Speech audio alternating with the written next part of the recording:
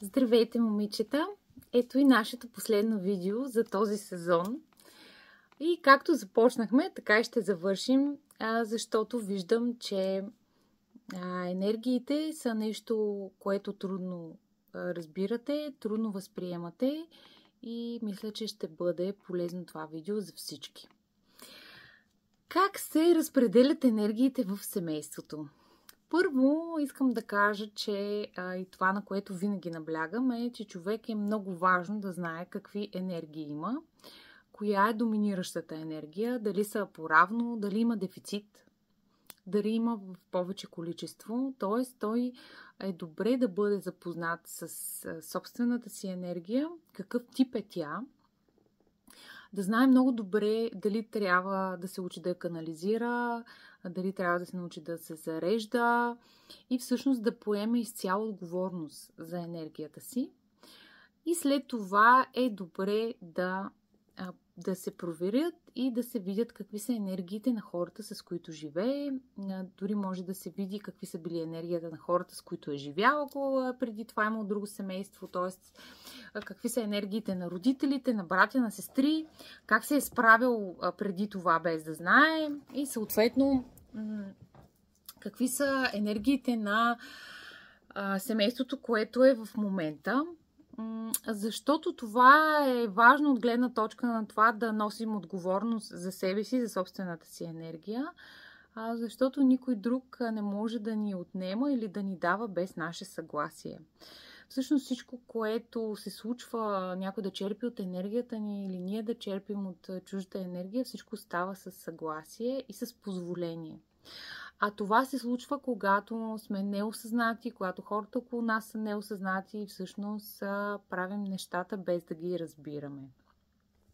Ще поговорим за енергиите, но също така е важно, вече сами знаете, да се знае и каква душа е човека. Дали е от новия тип души, дали е стара душа, дали е от междинните души, които са тук и могат да борават с двете енергии, защото това е важно от гледна точка на това, че ако черпим енергия от хората, с които живеем, ние трябва да знаем каква енергия черпим. И ако тя е в ниски вибрации, а ние сме в високи, това не е добре за нас. И обратното. Така че всички тези компоненти са важни да се знаят, за да оттам нататък, за да се тръгне в посока как да се овладяват енергиите, как да живеем по-хармонично, как се разпределят в семейството, на кого вредят и така. Просто да имаме една яснота и съответно след нея да имаме осъзнатост и поемане на отговорност върху собствения си живот. Изключително важно е да бъдем осъзнати, изключително важно е да владеем енергиите си. Все по-важно ще става това, защото все по-силно ще се усещат чуждите енергии. И всъщност семейството е място, на което ние се учим да владеем енергията си. Но в интерес на истината, по цял ден всъщност ние сме с други хора и си влияем много и с тях. Вече много сме говорили за това какво е да имаш повече енергия, по-малко енергия и изобщо как си влияем по този начин. Аз мога да ви дам сега някакви примери, а вие, ако имате някакви въпроси, може да ме питате, аз ще ви отговоря в чата. Така, когато в дадено семейство има човек, който е с дефицитна енергия и той е неосъзнат, т.е. той не приема и не владее енергията си, не се запълва от външни източници, той започва да черпи несъзнателно от близките си. Когато това е човек, който има дефицит на психическа енергия, много често при спад на енергията той става като гладно куче, като гладен човек и започва да провокира. Всъщност той провокира нашите мисли. Провокира ни понякога дори, ако не живеем с него, а само нашия партньор е такъв, той ни провокира с действията си по такъв начин, че ние да започнем да мислим постоянно за него. Тоест, обсебва мисълта ни. По този начин, всъщност, ние му предаваме енергията си. Друг начин е, когато много се оплаква, когато постоянно говори за себе си, когато ни занимава с проблемите си, т.е. всяко нещо, което ни кара да мислим за този човек, да мислим за проблемите му, да мислим за здравето му, да мислим за оплакването му, за състоянието му и да се опитваме да му помагаме. Всъщност това е черпене на енергия. Много често, когато хората са с дефицит на такава енергия психическа, те не си помагат. Те само се оплакват, ние им даваме решение, те си продължават да си живеят по същия начин. Сега, по-ниските вибрации на черпене на енергията вече е с заяждане и критика. Когато не могат по друг начин да поемат от нашата енергия, ако нашата е в повече или пък в норма, те започват да ни критикуват, започват да се заяждат. Много леки, хапливи забележки, които ние в началото подминаваме, но мозъка ни преработва и всъщност в един момент може да се стигне до там да избухнем. Когато ние избухнем всъщност, от срещния човек, който е с дефицит на енергия, той се успокоява, защото той вече е изкарал провокацията, от която той има нужда и той се е заредил. Но каква е уловката тук?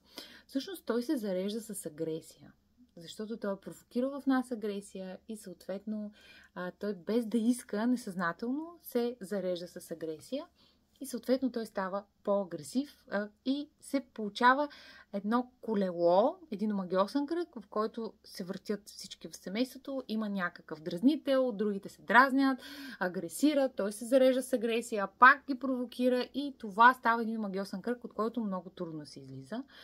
Излиза се много трудно, излиза се с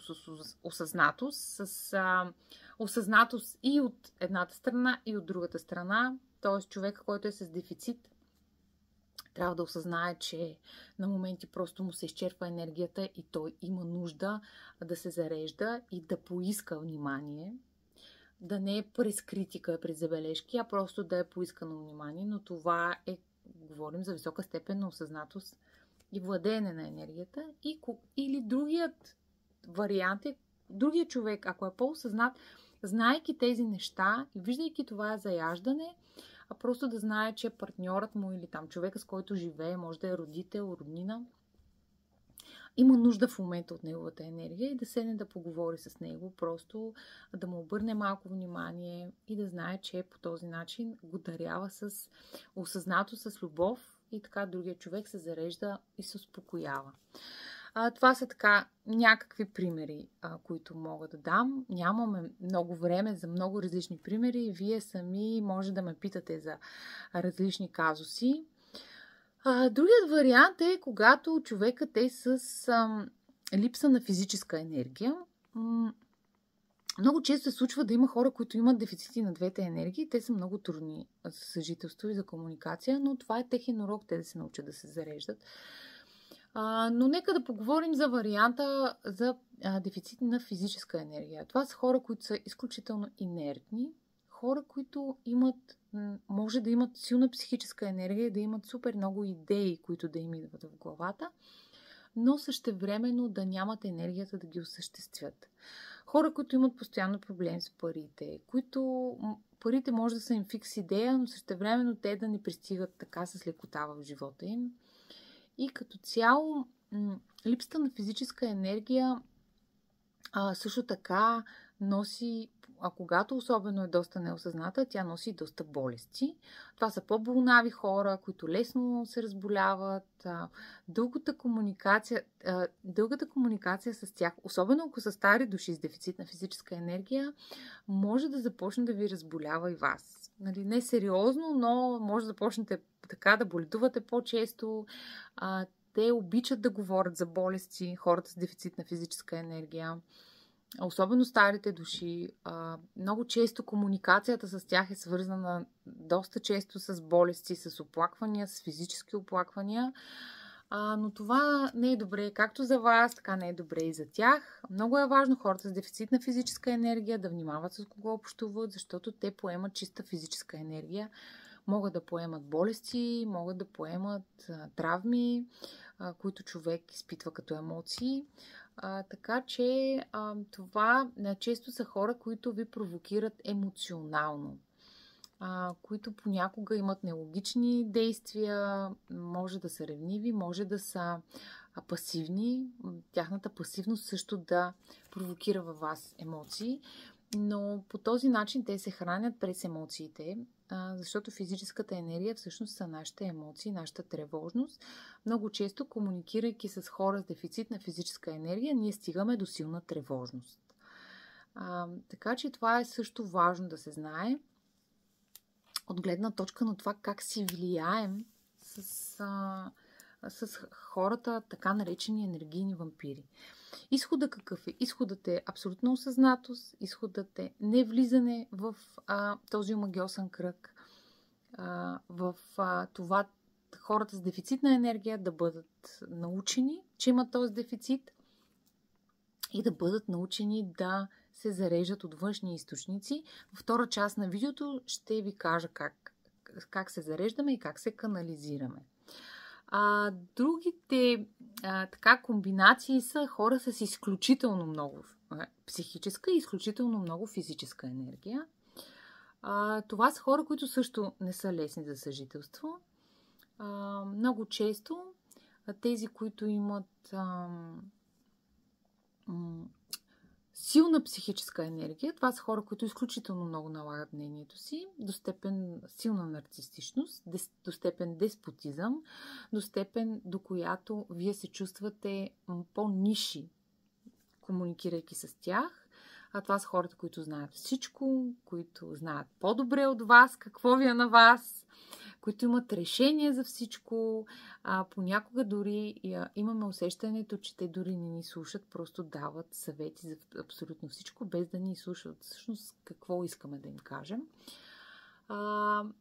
Това също, когато енергиите са в повече, те също имат ефекта на дефицита, т.е. пак имат отрицателно влияние върху нас.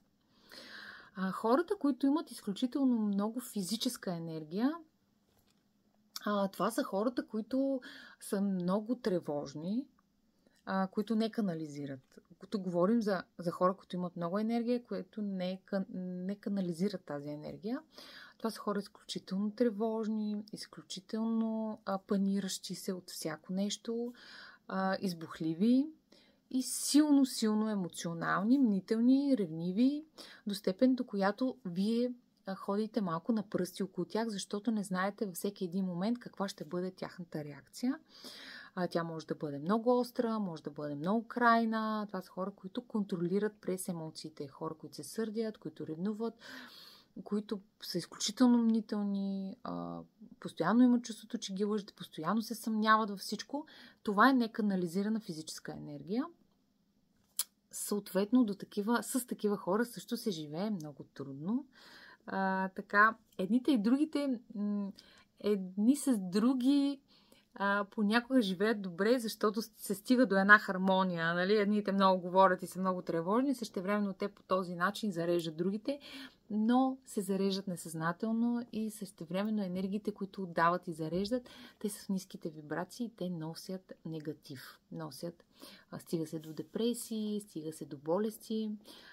Така че дълга е темата. Аз се опитвам така накратко да ви кажа долу-горе за какво става въпрос и защо е важно ние да знаем енергиите си.